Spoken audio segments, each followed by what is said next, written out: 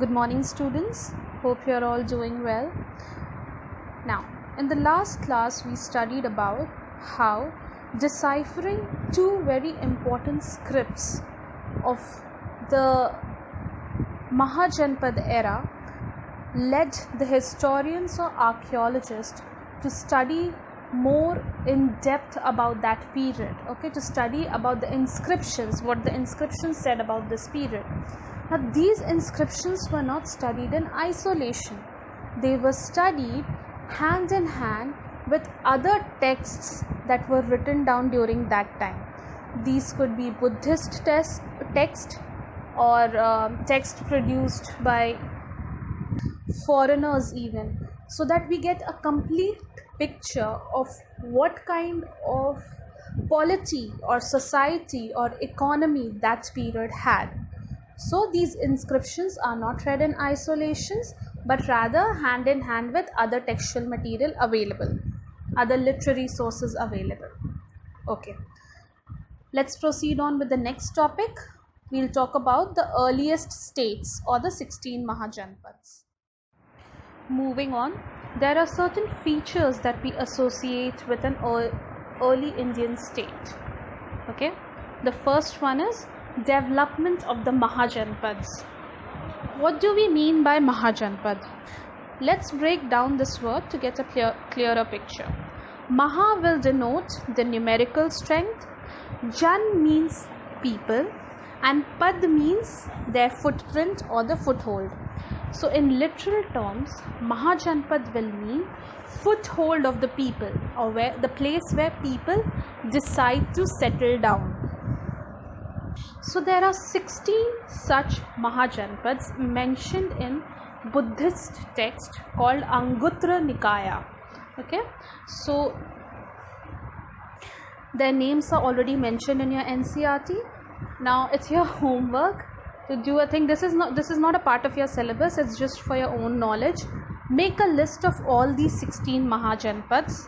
Okay, as well as the capital city of each of these Mahajanpads, just for your general knowledge. Okay, some of them are important, obviously, from your examination point of view, but for knowledge point of view, I would like it very much if you just make a list of it, both the state as well as the capital. Anyway, so these 16 Mahajanpads, some of them are, you can say, Magad, the most important one, and you should be well aware of this Mahajanpad because currently you are residing there in this area. So Magad had its capital then at Rajgir. Then you have Vajji with its capital at Vaishali. Then you had other Mahajanpads too, like Anga with its capital as Champa. Now here is this interesting thing where history and mythology, not mythology, the epic, the great Indian epic Mahabharata coincides. So we even have historical evidence of Champa being there, or Anga with its capital as Champa being present, and we even have it mentioned in the Mahabharata. Anga was also the kingdom that was under Karna, if you remember your epics correctly. So this is a coinciding part. Okay, getting back to the track. So 16 Mahajanpads were mentioned in Anguttara Nikaya. Each spoke about a city. Now each of these city-states had one capital city and which was fortified. Now do keep in mind that these names of early states or Mahajanpads keeps on changing, or you can say the capital city keeps on changing. Why is that? Why can't one single text show the same name all over again multiple times? That is because each of these Mahajanpads were in a continuous tussle for power, trying to overpower each other. So एक महाजनपद का जो king या oligarchy जो भी होता था, it would wage a war against the other, so that obviously it could become more powerful and have more territory under its control. That is why you will not find the same name mentioned, same 16 name mentioned in the text of during that time, in different text of only one text. We will stick on to that is Anguttara Nikaya, mentioning these 16 Mahajanpads. Apart from having a fortified city, these Mahajanpads also had a bureaucracy to carry out administration. They had well oiled administration as well as a standing army in order to wage battles with their neighboring Mahajanpad or trying to protect its boundaries. So you had an army as well as you had a standing bureaucracy. But in order to maintain such an army or bureaucracy or such kind of administration, you do require resources. Now, how will these resources be available to the king? We'll do that a little later. Okay, let's get back to the other developments or features of this that took place. These early states also saw the use of iron on large scale. We've already spoken how iron was discovered and how its distributive network enabled these Mahajanpads to attain greater power. Then you had system of coinage being developed, which furthered the cause of trade and which further established these Janpads into a much more economically stable city states. And finally, it is during this time that you had various school of thoughts evolving or developing. See, during that time, what happened is that in order to explain about life, death, or what happens after we die, people used to have their own theories and ideas. So these people, or the masters you can call them, or the teachers you can call them, they used to convey their ideas about life, death, and what lies beyond to their followers. Okay, they used to preach. And if these preachers got state funding, you can say if the king of that state, of that particular state, liked what the preacher had to say, he could give donations or he could patronize that particular teacher, and thus that teacher will get a much more massive following. This is why Buddhism and Jainism becomes important in this context. So actually they had more than 63 or 64 school of thought called sects, which were prevalent during this time in the era of Mahajanpads, with each teacher giving their preaching and talking about their views to the followers, trying to gain more and more followers. But it is only the Buddhist and the Jains who were able to garner this kind of huge support, which established them as popular religions later on because they had state sponsor. और जिन लोग को state का sponsor नहीं मिला, they died down eventually. Okay, let us now look into the two polities that existed in these Mahajanpads. Okay, that means what sort of governing authority ruled over them.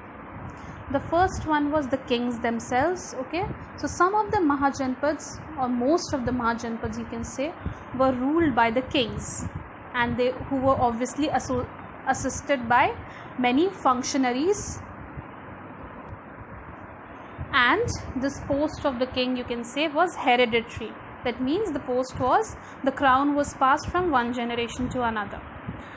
At the same time, we have some Mahajanpads being ruled by a group of people, okay, a group of powerful Kshatriya people known as Rajans, where each person was called a Rajan, and this group or oligarchy was called Ganas or Sangh.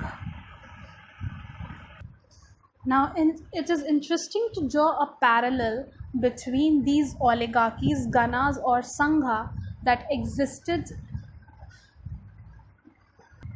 as Mahajanpads in India and with the Roman Senate. Okay, it's somewhat functions in a similar kind of way, where power was not concentrated in the hands of one king, a hereditary ruler, but rather it was distributed amongst a lot of other Kshatriya members or rulers known as Rajas or Rajans. This is something that we can all be very proud of, because you know people keep on talking, or before this, historians used to keep on talking about the Western model, how Greek and Roman people had their own earliest form of democracy and existence. But after these findings, we came to know that even India was not at all of far behind. We had some form of democracy, and like we did have Gram Sabha, we have rudimentary form of the Panchayat system, and then we had this oligarchy where power was not centralized with one person. So we were very much at par with the Western contemporaries of that time. Now, some of these Janpads which were ruled by the Sangha were very powerful. One such example is given in your book regarding the Vajji Sangh with its capital as Vaishali. Now, they had the Lichavi tribe, one of the tribes within that Sangh. Okay, one of the ruler was from Lichavi tribe. You had 7 such rulers in that Sangh.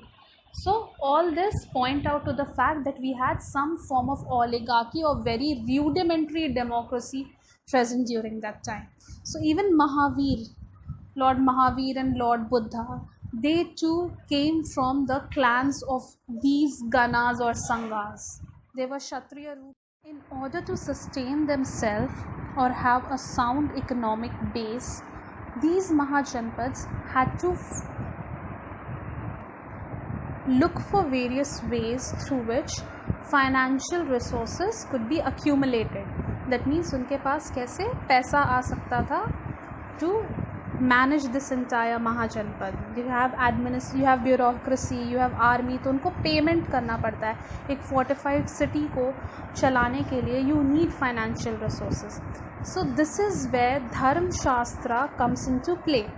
The Dharma Shastras or the Dharma Sutras written by Brahmins or composed by Brahmins during this period, 6th century BCE onwards, it mentions some legitimate ways by which a ruler could acquire the wealth that was necessary to maintain these Mahajanpads. So these Dharma Sutras, they are basically a code of conduct. ठीक है? तो what are some of the things mentioned in these Dharma Sutras? The first that is mentioned is the king was supposed to be a Kshatriya, okay, and this Kshatriya king had to follow his Raj Dharma. सबसे important Raj Dharma क्या था? You remember in 11th standard we did speak about social justice, and in India, ancient India, Dharma or Raj Dharma was synonymous with the fact that the king had to ensure each and every caste followed their own dharma. Okay, they had to do what they were supposed to do, what they were prescribed to do by these Dharma Shastra or Dharma Sutras. So the king not only had to maintain a sound economic base, but it also had to ensure that the people living under him in his Mahajanpads, they followed their duties which was prescribed to them. Okay, so what were some of the ways mentioned in Dharma Shastra or Sutras to get this sound economic base? The first one was the rulers were allowed to collect taxes from various occupational groups. Okay, these occupational groups could be from the agriculturalists, from the traders, from the artisans. So इस taxes को collect करने के लिए there were officers appointed by these rulers, and these officers used to go and collect taxes at periodic intervals and deposit them in the state treasury. Now regarding forest people and the forest dwellers and the pastoralists, how did these people who were living on the fringes pay to their king? You can just surmise that these forest people might have been very efficient at hunting. So these forest people actually hunted down the wild animals, and once these wild animals were hunted, the areas for agriculture could be expanded. Okay, then these forest dwellers might have been very efficient in tracking animals. So for tracking animals, Suppose you needed some animals, especially elephants, okay, to maintain, to keep it in your army. So these wild elephants had to be tracked, traced, and then tamed before they could be included in the army. So this tracking part, or helping the state to capture these animals, was also done by the forest dwellers. So each people or group within the Mahajanpad was doing some work or the other for their king. And finally, you even have the Dharma Sutra suggesting these kings that they could raid or plunder their neighboring state in order to fill the state treasury of their own kingdom. So this was also a legitimate means to increase your, or make your economic base more sound. So later on, some of these Mahajanpads became more and more powerful, okay, after making them economically stable. Now we'll look more closely into one such Mahajanpad known as the Magad. First among the 16, that is Magad. Now this sounds very much similar to another quote, you can say, first among the equals. Remember when we spoke about the Indian Prime Minister, we always used to say that in his cabinet ministers, the Prime Minister was one that had supreme authority. In the very same way, when it came to the Mahajanpads, of the entire 16 Mahajanpads, Magad had prime importance. So if there was a table where all the 16 Mahajanpads were seated, the Magad would be seated at the head of the table. So for a period of 2 centuries, that is from 6th century BCE to 4th century BCE, Magad became, the Magad that we know, जहाँ हम लोग रहते हैं, okay, Magad became the most powerful Mahajanpad. And why is that?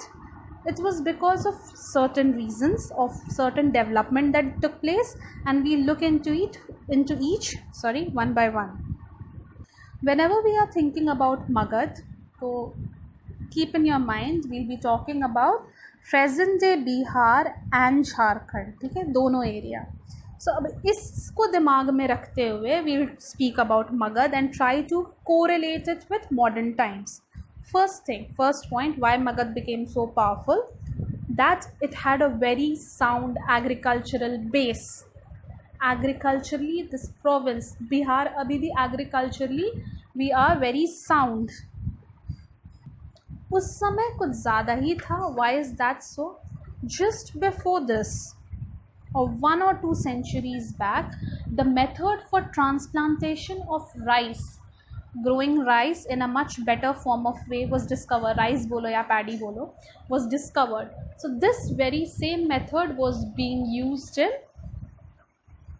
Magad, which made it agriculturally prosperous. Then we had iron mines located in the now present day Jharkhand area. So these iron mines could be mined for iron and could be used for making, remember, tools and weapons. Tools for all the various occupational groups present and weapons for the army. ठीक है, तो 2 points हो गया. Next point we'll talk about. Next, you had elephants who were roaming in the forest of Magadha, which were later on tracked and traced by, remember, these forest dwellers, and were tamed to become war elephants. So they became a very important component in the army. See, elephants in an army would automatically intimidate their rivals. So that is why it is so important. Second part, Ganga and its tributaries provided for cheap means of communication. So they had riverine routes, और boats से ज़्यादा travel करते थे लोग, and वैसे ही materials भी transport किया जाता था. But some scholars also say that it's not only these factors, but another important factors was the ambitious kings that ruled during Magad during this period. Okay, so why are they called ruthless? some of them such as Ajatashatru and all, which is mentioned there, actually killed their own father for their throne. So it is kind of very ruthless when you think about it. So याद रखो, before the Mauryan dynasty, Chandragupta Maurya and Ashoka, before the Mauryan dynasties, there were many other dynasties that ruled Magad during this period. Okay, you had the Haryanka dynasty, the Nanda dynasty. Nanda dynasty को overpower करके Mauryan dynasty took its stronghold. So these ambitious ruler played a very important role in actually making Magad the most powerful among all the 16 states. Regarding the capital of Magad, okay, initially we spoke that each of these Mahajanpad had their own capital city which was fortified. Rajgir, the first capital city of Magad, का best part था that it was, you know, you have been to Rajgir. It is one of the most favorable picnic spots even in today's time. So this Rajgir is surrounded naturally by hills. So एक natural fortification था, ठीक है? So this Rajgir, remained the capital of Magad for quite some time until and unless the capital was shifted to Patliputra by son of Ajatashatru known as Uddayan. So Uddayan was the one who shifted this capital to Patliputra, और उसके बाद Patliputra remained the capital of Magad even during the Mauryan dynasty. Okay, so these are the reasons why Magad became the most powerful Mahajanpad even before Mauryan dynasty came into